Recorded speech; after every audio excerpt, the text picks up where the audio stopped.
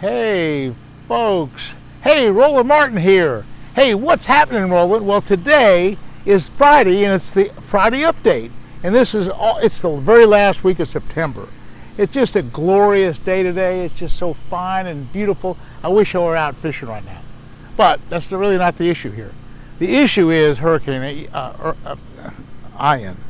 Hurricane Ian came through just a couple days ago. It's probably the most costly hurricane to ever hit the country. It's one of the most powerful storms ever, and luckily here in Naples, in my particular spot, we missed the eye wall by 20 or 30 miles, and we had very minimal damage. We got some flooding, we got some water in here, but if you remember, going back a few years, going back to Hurricane Irma some 5 years ago, we had 26 trees down here. We had water up to my waist right here. We had the canal all flooded. We had bass in my backyard. We had trees on the roof. We lost our roof. We lost 3 buildings. Lost 2 sets of underwear. I rode the storm out. I know. But this hurricane was different. Hurricane Irma, hit the eye wall 140 miles an hour right here. Took all these trees down, did all this damage. $100,000 worth of damage here. Okay, this last hurricane, which is a bigger hurricane, it shifted a little bit 30 miles to the north. It devastated Charlotte Harbor. It devastated the beach at Fort Myers Beach. In fact, I lost 5 little rental deals that we had for what we call timeshare rentals. It blew all that away, so I don't have timeshares anymore over there. Anyway, but here it was different. We only had 60-mile-an-hour winds, and if you notice, it's just a few little trees in the water. We've done some cleanup. Sean, my assistant, has taken a couple loads out to the road, and we've picked up all the limbs, and just a minimal damage. We don't have any damage. It was really a lucky deal. But anyway, let's talk about what's going on right now. Okay, what's happening now is we're out of power. If you notice, we have a generator running right now, and the problem with this whole area, in particularly Naples area and the Port Charlotte area and the Fort Myers area, there's no power, at least a lot of it. So we're running the generator. I got a little 5500 amp generator, and it's powering my some water system I have. I got a well. I got freezers and refrigerators and no air conditioning. We don't have that. But this little generator runs pretty good. It's a 5500 watt unit. It really runs really well. Okay. Now, back in the backyard, you know, when Irma hit 5 years ago, we lost half these trees. We had 26 trees down, but this time it's just next to nothing, just a few branches, and we've taken a few loads out, but it's coming along good. We have our own well, so it's kind of pumping water when we need to pump it or hook it up to the generator. So we're kind of self-sufficient. We have plenty of food, we have plenty of water, so you know, we're in pretty good shape.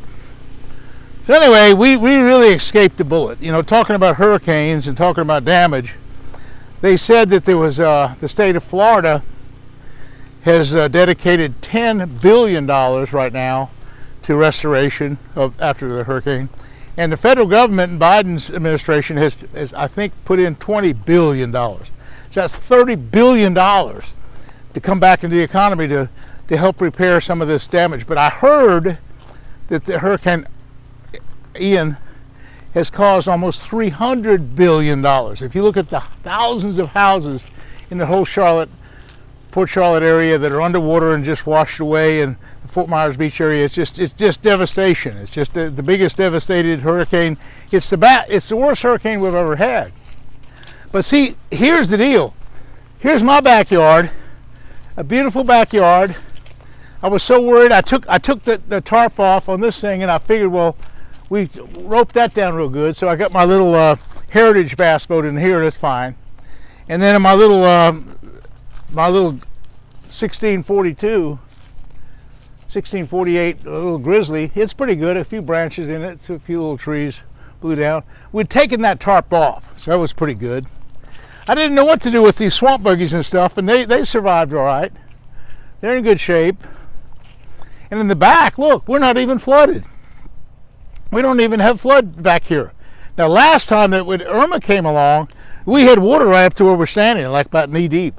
We had water right up into the shop. And this time, there's no water. I mean, there's water back there in the canal, but there's no flood water. You know, it's really, really a different deal. This hurricane, we only got like 7 or 8 inches of water. In Irma, we got like 3 times that much water.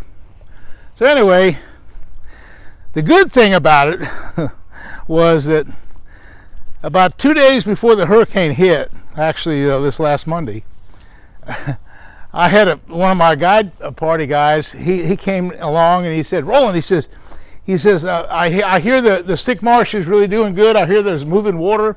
I hear there's all kind of bass biting." And I said, "Yeah." I said, "There is. That's the whole secret to this fall fishing right now. Whenever these rains occur, not just hurricanes, but just normal rains, there's a lot of moving water." And so he said, what about a guide trip? I'd like to hire you for a guide." So we went last Monday.